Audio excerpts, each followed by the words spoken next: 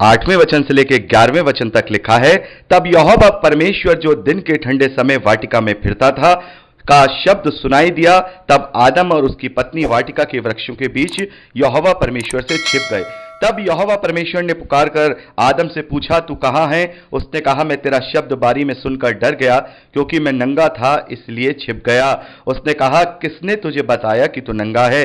जिस वृक्ष का फल खाने के लिए मैंने तुझे मना किया था, क्या तूने उस फल को खाया है? मेरे प्यारे भाई बहनों, यहां पर हम देखते हैं कि जो आदम है, जब वो परमेश्वर का शब्द सुनता है, क्योंकि परमेश्वर वहां अदन की वाटिका में एक ठंडे समय में वहां पर आया करता था। स्वयं परमेश्वर नहीं आता था, लेकिन परमेश्वर का सामर्थ्य वहां पर आया करता था। और हम देखते हैं कि आदम उसकी आवाज सुनकर डर जाता है और वो उससे छिप जाता है। मेरे प्यारे भाई बहनों, यही हमारा हाल होता है कि जब हम अपनी अभिलाषाओं में, अपने पाप में फंस जाते हैं, तो परमेश्वर से और दूर होते चले जाते हैं, और दूर होते चले जाते हैं, और परमेश्वर के करीब नहीं जाते। मेरे प्यारे भाई बहनों, हमें परमेश्वर के करीब जाना है, क्योंकि वो हमसे प्रेम करता है। आदम और हव्वा जिन्होंने परमेश्वर के विरोध में वहां पहली व्यवस्था को तोड़ा और वहां पाप किया, परमेश्वर ने उन्हें भले ही अदन की वाटिका से बाहर निकाल लिया, लेकिन परमेश्वर ने उन्हें नहीं छोड़ा। अपने प्रेम को उसने वहां भी प्रकट किया। आगे 21वें वचन में हम देखते हैं कि परमेश्वर ने आदम और उसकी पत्नी के लिए चमड़े के अंगरखे बनाकर उन्हें दे दिए, ताकि वो नंगे ना रहे। इतना वो प्रोवाइड कराने वाला है, इतना वो प्रेम करने वाला है कि वो हमें कभी नहीं छोड़ता। हम मनुष्य ही हैं जो बार बार उससे छिप जाते हैं, बार बार उससे दूर हो जाते हैं, बार बार उससे दूर होते हैं। वो हमें बुलाता है, वो हमें आवाज देता है, लेकिन हम अपने पापों के कारण उससे छिपकर उससे दूर हो जाते हैं। आगे 12वें वचन में हम देखते हैं कि आदम ने परमेश्वर को जवाब दिया। आदम ने कहा, जिस स्त्री ने तूने मेरे संग रहने को दिया, उसी ने उस वृक्ष का फल मुझे दिया और मैंने खाया।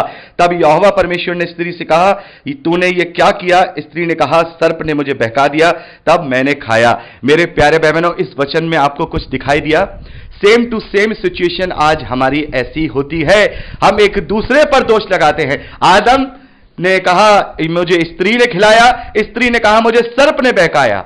मेरे प्यारे भाई बहनों, हम अपनी गलती मानने के लिए तैयार नहीं होते हैं, अपनी गलती मानने के लिए तैयार नहीं होते हैं। और बहुत बड़ी बात यहां पर है, शायद अगर आदम अपनी ये कहता कि परमेश्वर मुझे क्षमा कर, मैंने तेरे विरोध में काम कर दिया, मैंने तेरे विरोध में पाप कर दिया, निस्संदेह क्षमावान परमेश्वर उसे तब भी क्षमा कर देता। लेकिन यहां पर आदम क्या कर रहा है? अपनी गलती को नहीं मान रहा, स्त्री पर दोष मढ़ रहा है।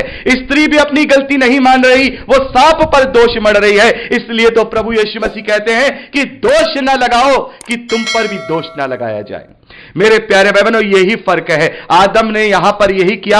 आदम ने अपनी गलती स्वीकारी नहीं की, आदम ने स्त्री पर दोष लगा दिया, स्त्री ने सांप पर दोष लगा दिया। अगर वहां अंगीकार कर लेते तो शायद जो परमेश्वर क्षमावान है, शायद जो परमेश्वर प्रेम करने वाला है, उस वक्त आदम की इस गलती को वो क्षमा कर देता, थोड़ा बहुत दंड दे करके शायद वो उसे अदन की वाटिका से बाहर नहीं निकालता। लेकिन यहां तो दोष लगाए जा रहे हैं, आरोप एक दूसरे पर लगाए जा रहे हैं, गलती नहीं मानी जा रही। तो मेरे प्यारे भाई बहनों, इसी प्रकार से जैसे आदम ने अपनी गलती को नहीं माना, हम भी अपनी गलती को नहीं मानते, दूसरों पर दोष लगाते हैं। उसके कारण ऐसे हो गया, उसके कारण ऐसे हो गया। क्या सांप ने उसका हाथ पकड़ा कर उसके मुंह में वो फल डाल दिया था? नहीं, उसने खुद खाया था। उसकी गलती थी, आदम की अपनी खुद की गलती थी, लेकिन वो एक दूसरे पर दोष लगा रहे थे। तो यहां पर हमने देखा, इस प्रकार से मनुष्य पाप में पड़ा, आदम और हव्वा पाप में पड़े।